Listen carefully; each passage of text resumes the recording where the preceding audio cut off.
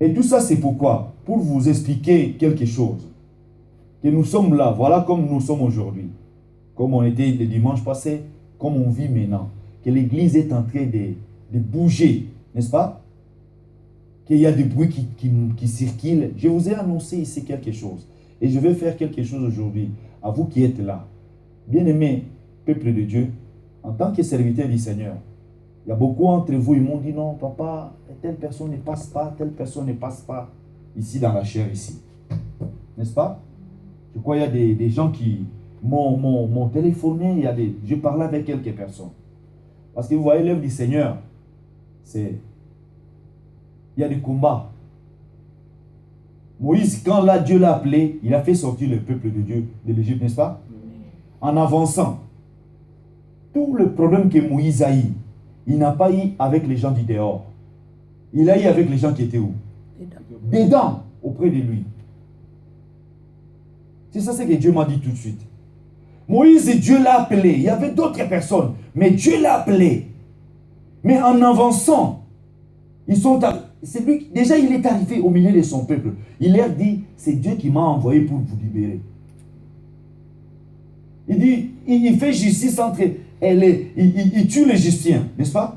Mais l'Israélien qui était là, les Juifs qui étaient là, il dit, mais qui es-tu pour entrer? Mais moi je t'ai fait du bien, mais pourquoi tu es contre moi encore? Pourquoi? Pour dire que Moïse, malgré qu'il a eu la paix de Dieu, il a eu des combats. Amen. Amen. Alléluia. Amen. Il a eu quoi? Des combats.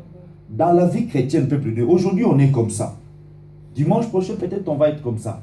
Mais petit à petit, Dieu va commencer. Dieu va faire que son œuvre puisse prospérer. Parce que ce que nous faisons ici, nous ne le faisons pas pour un homme, mais nous le faisons pour le Seigneur. Amen. Amen. Amen. Nous le faisons pour le Seigneur. Moïse est parti à la montagne prendre la table du loi, des 10 commandements, n'est-ce pas? Il est avec Dieu. Mais qu'est-ce qui se passe en bas? Si vous connaissez la Bible, qu'est-ce qui se passe en bas? Il commençait à adorer notre Dieu. Écoutez bien aimé, c'est lui que Dieu a appelé. Dieu l'a dit, monte à la montagne, viens à la montagne. Je vais te donner la table des 10 commandements, la table de loi qui va vous diriger, qui va vous conduire. Mais le peuple qui est resté en bas, seulement les gens qui étaient tout autour de Moïse, ils ont commencé à créer les choses. Écoutez bien, écoutez, ça je vous dis, ce n'est pas quelque chose que j'ai préparé. Je l'ai eu tout de suite là, Dieu m'a dit, parce que je me pose des questions, Seigneur, qu'est-ce qui se passe? Les gens qui étaient tout autour là, ils ont commencé, même le frère de Moïse. Le frère de Moïse, comment il s'appelait? Aaron. Il est parti dans l'autre camp. Son frère dirige le peuple vers la terre promise, mais lui, il est parti vers d'autres personnes. Ils ont dit, mais lui aussi, depuis qu'il est parti là à la montagne, hein? N'est-ce pas ce qui s'est passé? Depuis qu'il est parti là à la montagne,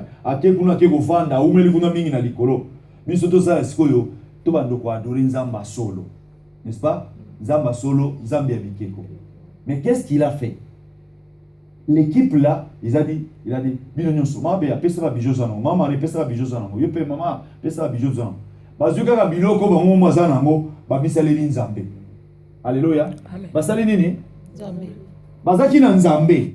Moïse azana nzambe, bazotambola na ye. Mais bango babisaleli nzambe na bango. Mais Moïse azana likolo. Nzamba yebisi Moïse qui totala makamizo le kanase. N'est-ce pas? Mais Moïse, en descendant de la montagne, il regarde en bas, il voit les gens sont en train de fêter. Mais de fêter pourquoi? Il regarde au milieu, il y a un veau d'or.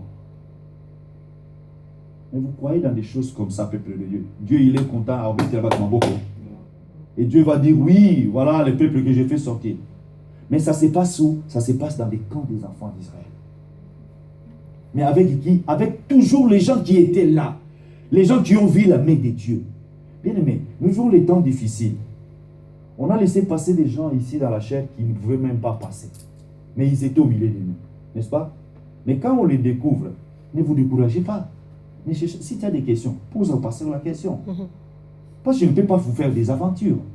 Je ne peux pas aller vous dire que non, écoutez, il y a ça, il y a ça. S'il n'y a rien, je ne dirai pas. N'est-ce pas? Alléluia. S'il n'y a rien, je ne dirai pas. S'il y a quelque chose, je vous dis. Il y a des gens qui sont venus au milieu de nous, je vous ai dit. Que je peux citer même les noms. qui sont passés par là, une fois, deux fois. Je me rappelle la dernière fois que Bertin il s'est mis là. La deuxième fois, un dimanche, parce qu'il a prêché que 2 dimanches, n'est-ce pas? Il a prêché combien de dimanches? 2 fois. Je dis 2 fois. Mais avec les 2 fois là, il a pris contact avec tout le monde. Mais en lui, il savait que non, en moi, il y a le péché. Peuple de Dieu, lisez les 10 commandements. Dieu dit, tu ne commettras pas d'adultère, n'est-ce pas? C'est ça ce que Dieu dit. Mais si tu trouves un homme de Dieu qui se dit, non, moi je suis un homme de Dieu, il passe là, il prêche, et puis il va là-bas, il commet l'adultère. Toi, il te ment. Vous croyez que moi, pour vous dire ça, je vais prendre le plaisir de vous dire ça? Non.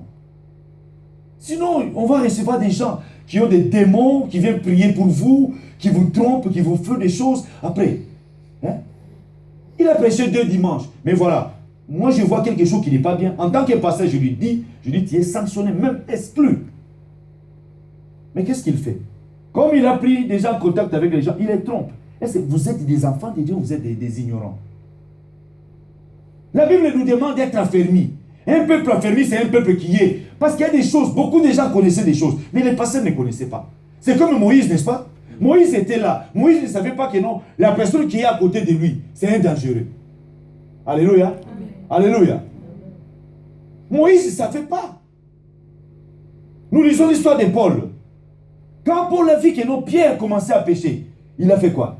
Il l'a repris devant tout le monde. Il dit, toi qui es comme ça, mais pourquoi tu fais comme ça? Mais si un enfant de Dieu, on le reprend maintenant, l'élo, écoutez-moi, suivez-moi très bien, peuple de Dieu. Je vais vous dire de cœur à cœur. L'élo est commis dans cette église dans Zambé. Tu vas préférer que tu dois vivre dans cette église.